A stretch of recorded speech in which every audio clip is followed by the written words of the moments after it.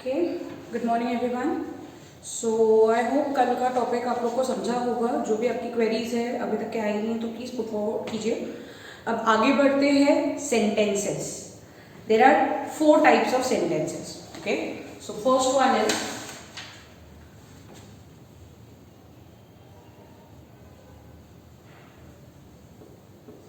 declarative sentences. Second is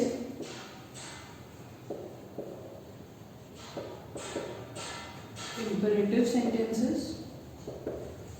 Third is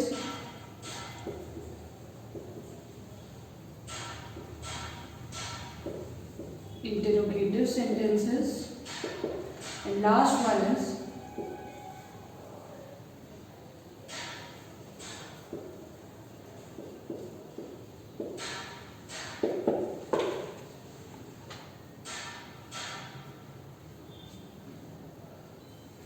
so there are 4 types of sentences. First one is declarative, second is imperative, interrogative, exclamatory. Normally आप सबको इनके बारे में पता है, ये खुद अपने अपने नाम में ही इनकी डेफिनेशन है। डिक्लेरेटिव यानी कोई डिक्लेरेशन करना, इंपेरेटिव यानी कोई ऑर्डर देना, इंटरोगेटिव यानी क्वेश्चंस करना, और एक्सक्लेमेटरी यानी हम सबका favourite, that is express yourself. Okay, so first one is declarative sentences. क्या होता है डिक्लेरेटिव सेंटेंस?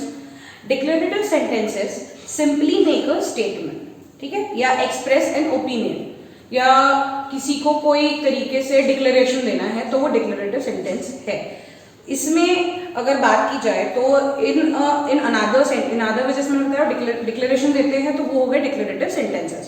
अब ये सेंटेंसेस या तो पॉजिटिव हो सकते हैं या तो नेगेटिव भी हो सकते हैं।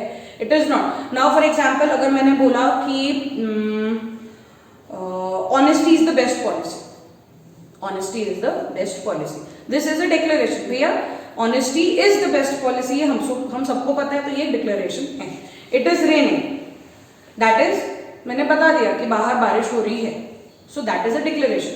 तो now what are declarative sentences, थोड़ा सा डेप्थ में करते हैं। Okay, so now in the sentence I am an expert in French चीज। तो अभी क्या हो रहा है यहाँ पे, सेंटेंस में सब कुछ मिल रहा है अपने को। भाई हमको एक सब्जेक्ट है, हमारे पास में एक ऑब्जेक्ट है, हमारे पास में एक वर्ब है, हमारे पास में सारी चीजें दी हुई है सेंटेंस में, ठीक है।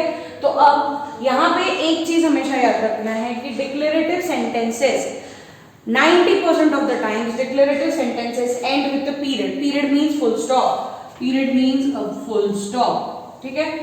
either full stop or at some places it can end with an exclamatory mark. Okay, it can either end with a full stop or exclamatory mark. भैया exclamatory mark है तो exclamatory sentence नहीं होगा हमेशा, ये चीज को ध्यान रखो, ठीक है। exclamatory mark कब exclamatory sentence कब exclamatory sentence रहेगा, वो exclamation mark आया तो जब उसमें हम कोई इमोशन एक्सप्रेस कर रहे हैं, ठीक है। अगर इमोशन एक्सप्रेस नहीं हो रहा है तो वो एक तरीके का डिक्लेरेशन होगा, वो एक तरीके का सिंपल स्टेटमेंट होगा, तो उसको आप डिक्लेरेटिव सेंटेंस ही बोलेंगे, उसको आप एक्सक्लेमेटरी सेंटेंस नहीं बोलेंगे। So now declarative sentence does not ask a question. ये जैसे मैंने बताया कि डिक्लेरेटिव सेंटेंस में भैया डिक्लेरेशन होता है, एक स्टेटमेंट होती है, तो इसमें कोई सेंटेंस में किसी भी तरीके का कोई क्वेश्चन पूछा है क्या? नहीं। अब अगर इसी को अगर मैं पूछूं तो ये हो जाएगा डू यू लाइक चीज।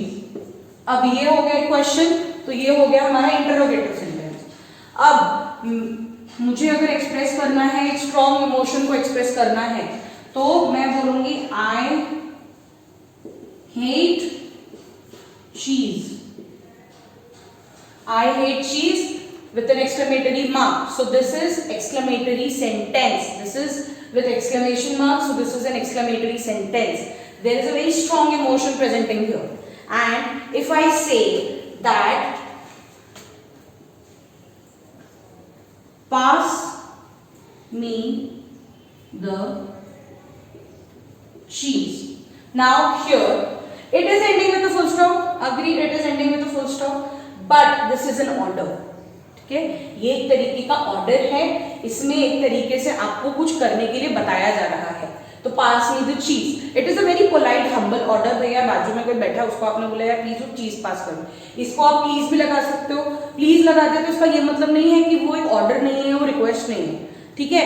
It is a command, this is a commanding sentence, तो ये हो जाएगा हमारा imperative sentence. Okay, so now in the sentences, अब अगर बात आती है कि प्लीज लगा दिया, वापस से बता रही हूँ, प्लीज लगाने के बाद में भी अगर आप कोई सेंटेंस बोल रहे हैं, but this is N imperative sentence, pass me the चीज, एंड इफ आई से प्लीज पास मी द चीज, प्लीज लगने के बाद भी वो एक तरीके से ऑर्डर है, I am saying to do something, so this is a command here, I am ordering you to do that. Whether I say please, will you, may, whatever it is used, but the mood of the sentence is ordering here, the command is given here. So always remember, you have to understand the mood of the sentence, what kind of words are used and how the emotions are expressed in it. Okay, so now coming more कि अब अगर मैंने बोला I hate, ठीक है, या for example मैंने बोला कि किसी भी तरीके से अगर मैंने किसी चीज को हेट करने की बात की है, तो उसका मतलब है कि मेरे को चीज नहीं पसंद है, this is a very strong emotion I am expressing here. Now यहाँ पे डू यू लाइक चीज, अब बहुत सी बारी क्या होता है कि जब हमारे डिक्लेरेटिव सेंटेंसेस आते हैं तो उसमें एक तरीके से इनडायरेक्ट क्वेश्चन होता है, ठीक है। Now for example if I से राहुल डू यू लाइक चीज, ये एक तरीके से हो गया, डू यू लाइक चीज, Rahul do you like cheese, तो यहां पे मैंने पर्सन का नाम ले लिया and I have addressed that. But when I say they asked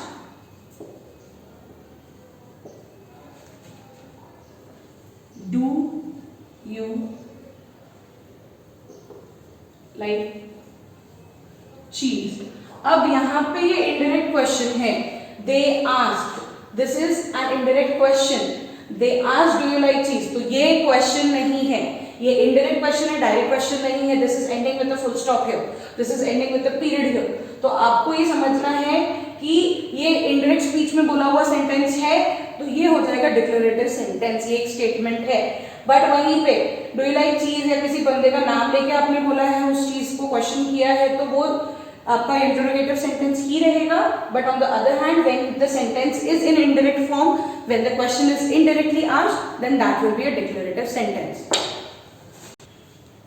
अब नाउ फॉर एग्जाम्पल ये कोई चोर है, ये भाग गया,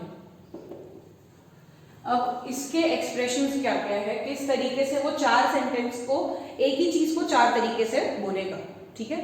now he's saying I like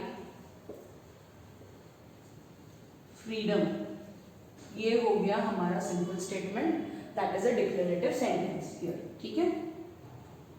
मैं डिक्लेरेटिव सेंटेंस को डीसी लिख रही हूं so that you understand, okay, this is a declarative sentence, DS sorry, ठीक है, डिक्लेरेटिव सेंटेंस। अब वहीं पे इसने एक इमोशन को एक्सप्रेस किया, isn't that great, isn't that great, now when he's saying isn't that great, so this is a question here, he is presenting it as a question here, isn't that great that I am free, isn't that great that I am free, he is presenting as a question here, so this is an interrogative sentence.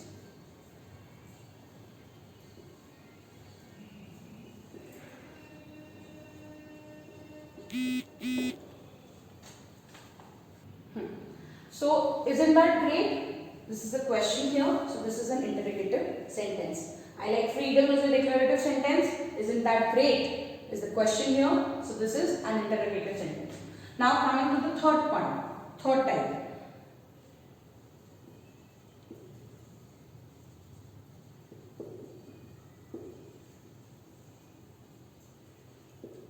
This is an imperative sentence here. This is a commanding sentence.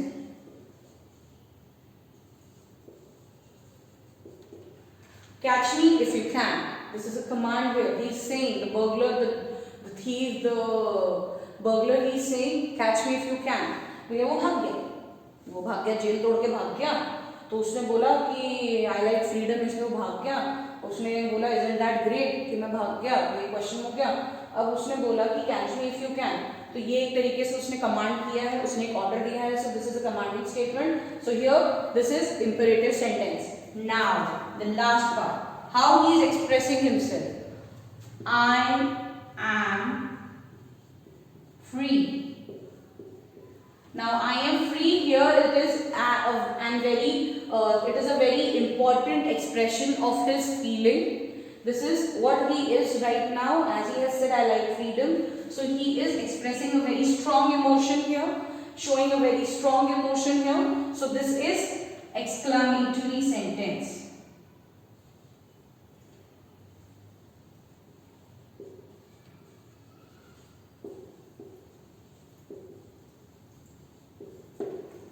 ठीक है.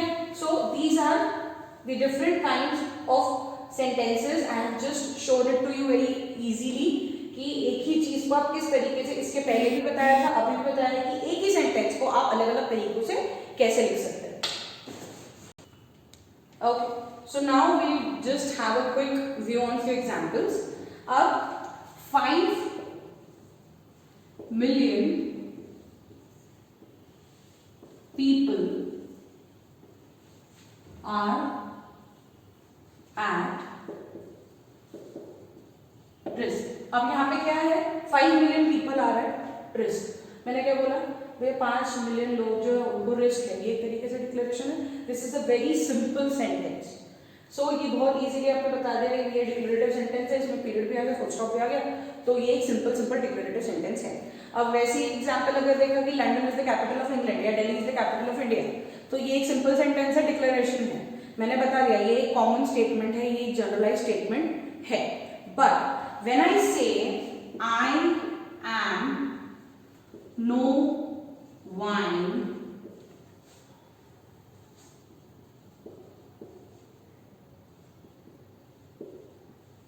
I am no wine connoisseur, but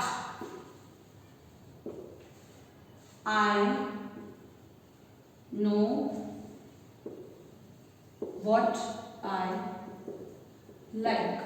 He is saying that I am no wine connoisseur.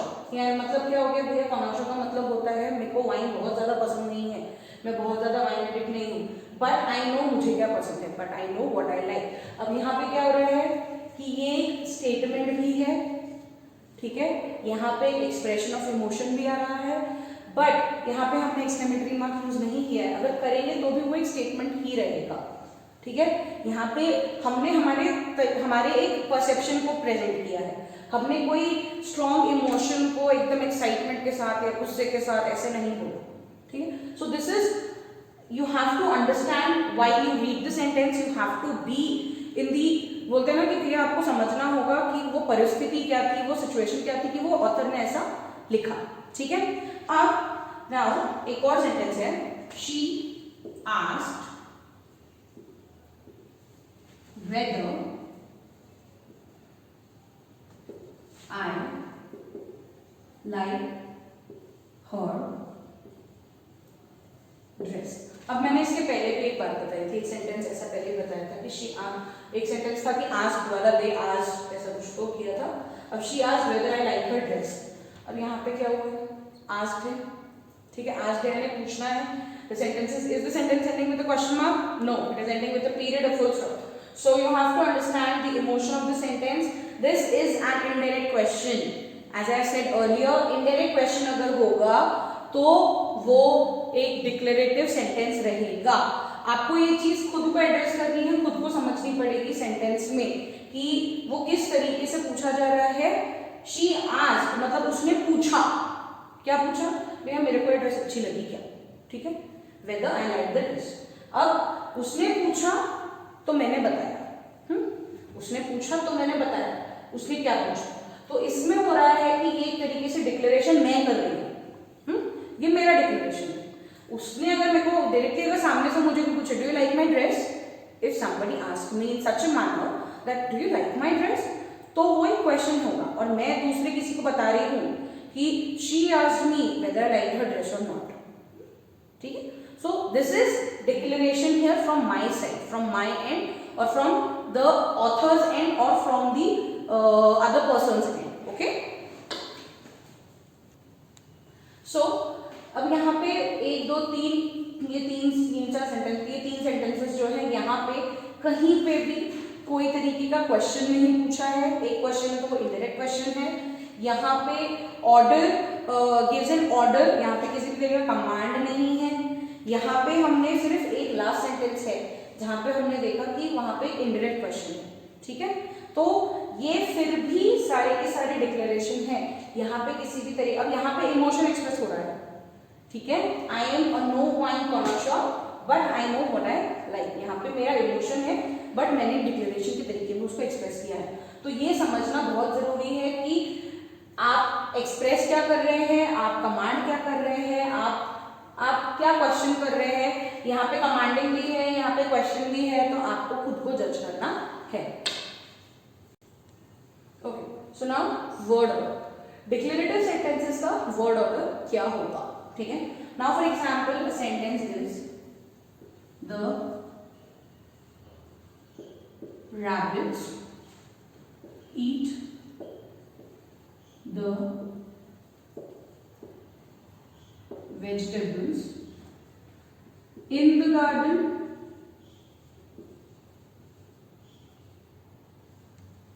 in the early morning। बड़ा sentence है। The rabbits ate the vegetables in the garden in the early morning, ठीक है भैया। Rabbits है वो रोज सुबह vegetables खाते हैं, कहाँ पे, गार्डन में, सुबह सुबह खाते हैं। अब यहाँ पे सब्जेक्ट क्या है, द रैबिट्स सब्जेक्ट है हमारा। पहला ऑर्डर क्या आया, सब्जेक्ट का आया, ठीक है। पहली चीज क्या आई, सब्जेक्ट आई। अब सेकंड क्या है, वर्ब। सेकंड क्या है, वर्ब। फिर क्या आया, वर्ब आया, ठीक है। अब डायरेक्ट ऑब्जेक्ट क्या है, वेजिटेबल्स। डायरेक्ट ऑब्जेक्ट क्या है,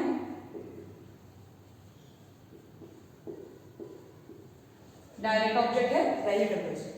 प्लेस क्या है, इन द गार्डन, प्लेस। और टाइम क्या है, इन द अर्ली मॉर्निंग, ठीक है। ये हो गया टाइम, ये हो गया टाइम, ठीक है। तो अब वर्ड ऑर्डर क्या है, normally declarative sentence, simple declarative sentence का वर्ड ऑर्डर क्या रहेगा, subject, verb, direct object, place, time, सब कुछ इसमें कवर हो गया, ठीक है। ऑब्जेक्ट ऑफ प्रीपोजिशन मिल गया, सब्जेक्ट मिल गया, वर्ब मिल गया, सब कुछ मिल गया, ठीक है। ये एक तरीके से, बट एक चीज याद रखना कि ये कोई सेट रूल नहीं है, ठीक है। There is no set rule. अगर हमने एक तरीके से रूल सेट कर लिया ना, तो हम हमारी जो लैंग्वेज है इंग्लिश, इसमें हम प्ले नहीं कर पाएंगे, ठीक है। So it is not necessary. अब अगर मैं इसी सेंटेंस को अगर मैं एक तरीके से दूसरे तरीके से बोलूं कि just before the sunrise, just before the sunrise is the rabbit eats the vegetables in the garden. अब for on the contrary if I say in the early morning, मैंने बोल दिया जस्ट बिफोर द सनराइजेस, मैंने क्या बोल दिया, just before the sun rises। अब sunrises क्या, just before the sun rises, this is a phrase, this is a noun phrase, or you can use it as a preposition phrase also, but we will use it as a noun phrase। just before the sun rises, the rabbits eat veggies in the garden, ठीक है। Just before the sunrise. अब मैंने यहाँ पे एक phrase ले लिया, मैंने इसको बना लिया एक कॉम्प्लेक्स सेंटेंस। मैंने क्या कर लिया, मैंने बना लिया कॉम्प्लेक्स सेंटेंस। सिर्फ एक चीज याद रखनी है कि हमेशा जो हमारा सब्जेक्ट वर्ब है जो हमारा जो हमारा सब्जेक्ट वर्ब है, सॉरी जो हमारा सब्जेक्ट और वर्ब है वो ऐसे आएगा। अब यहाँ पे क्या हो रहा है, मेन क्लॉज और सबऑर्डिनेट क्लॉज में अगर आपने देखा सनराइजेस, सनराइजेस, ये हमारा सबऑर्डिनेट क्लॉज है, ये हमारा सबऑर्डिनेट क्लॉज है। The rabbits eat veggies in the garden, this is a complete sentence, तो ये हो गया हमारा main clause. And just before the sun rises, this is an incomplete sentence but it has a subject and a predicate of its own, so this will be a subordinate clause. So sun rises, this is the subject and this is the verb. Here rabbits is the subject and eat is the verb. ठीक है, so you have to understand कि क्या चीज है। आपको सिर्फ sentence में एक चीज याद रखनी है डिक्लेरेटिव सेंटेंस में कि सेंटेंस कैसा भी हो, आपका सब्जेक्ट और वर्ब इस तरीके का आपका फॉर्मेट रहेगा सेंटेंस में, फिर चाहे कॉम्प्लेक्स सेंटेंस हो, फिर चाहे कंपाउंड सेंटेंस हो, या वो सिंपल सेंटेंस क्यों ना हो। अब इस जब जैसे भी हमने देखा कि सब्जेक्ट और वर्ब हमारे डिक्लेरेटिव सेंटेंस में चाहिए, बट ऑन द कॉन्ट्ररी जब इंटरोगेटिव सेंटेंस होता है तो हमारा जो फॉर्मेट है वो चेंज हो जाएगा, वो हो जाएगा वर्ब एंड सब्जेक्ट। ठीक है, अब मैंने बोला डू यू लाइक मी, ये एक बहुत ही सिंपल क्वेश्चन है। Do you like me? Like is the verb, me is the subject. ठीक है, तो यहाँ क्या हो गया, like me, ये हो गया verb और ये हो गया subject। तो on the contrary जब interrogative sentences रहेंगे तो आपको ये चीज समझनी होगी कि क्वेश्चन में हमेशा पहले verb आएगा, पहले हम एक्टिविटी के लिए बोलेंगे और फिर करने के लिए बोलेंगे। ठीक है, मैंने अगर बोला bring me a glass of water, bring me a glass of water, this is a command here. But when I say, will you bring a glass of water? I am questioning you. When I say, will you bring a glass of water? So I am questioning you. तो bring a glass of water. ठीक है? Bring a glass of water. तो ये चीज समझनी होगी कि हमेशा क्वेश्चंस जब रहेंगे, जब भी इंटरोगेटिव सेंटेंस रहेगा तो पहले वर्ब आएगा और फिर हमारा सब्जेक्ट आएगा। ठीक है?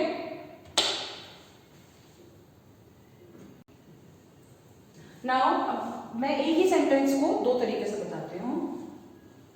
रेचल इज आयरिश, ठीक है, this is a simple statement, declaration हो गया।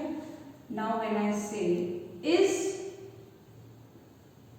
रेचल आयरिश, तो ये हो गया क्वेश्चन। क्या हो गया, रेचल इज आयरिश, ये मैंने स्टेटमेंट दे दिया। अब मैं क्वेश्चन कर रही हूं क्या रेचल आयरिश है, क्या रेचल सही में आयरिश है, तो वो हो जाएगा क्वेश्चन, वो हो जाएगा इंटरोगेटिव। ठीक है, तो अब एग्जाम्पल में अगर ये जो एग्जाम्पल्स है इसमें क्या हो रहा है, पहले सब्जेक्ट आया और फिर वर्ब आया। पहले क्या आया, यहाँ पे सब्जेक्ट आया और फिर वर्ब आया। अब यहाँ क्या हो गया, पहले वर्ब आया और फिर सब्जेक्ट आया। ठीक है, एक ही बात को मैंने दो तरीके से बताया कि भैया पहले आएगा सब्जेक्ट और वर्ब तो वो हो जाएगा डिक्लेरेटिव, और जहां पे वर्ब और सब्जेक्ट आएगा वो हो जाएगा इंटरोगेटिव। ठीक है, okay, so this is the complete declarative sentences जो हमने आज किए। इन अ वेरी शॉर्ट समरी में अगर बता दो, डिक्लेरेटिव सेंटेंसेस होते हैं डिक्लेरेशन, उसमें एक तरीके से आप एक स्टेटमेंट दे रहे हैं, वो ऐसा हो जाएगा कि भैया मैंने बोल दिया पत्थर की लकीर है। ठीक है, तो वो एक डिक्लेरेशन है, उसमें आप इनडायरेक्ट क्वेश्चन भी कर सकते हैं, और एक तरीके से अगर आप एक्सक्लेमेशन है, एक्सक्लेमेटरी मार्क आ रहा है, तो आपको सेंटेंस के इमोशन को समझना है, सेंटेंस के मूड को समझना है, फिर ही आप उसको एज डिक्लेरेटिव सेंटेंस लेंगे। ठीक है, अगर उसमें बहुत स्ट्रॉन्ग एक्सप्रेशन इनपुट आ रही है, उसमें लग रहा है कि बहुत ही स्ट्रॉन्ग है, तो वो डिक्लेरेटिव सेंटेंस नहीं रहेगा, वो एक एक्सक्लेमेटरी सेंटेंस रहेगा। ठीक है, so what ever doubts now you have, you can put forward your queries. ठीक है, ओके, चलो, सी यू, बाय।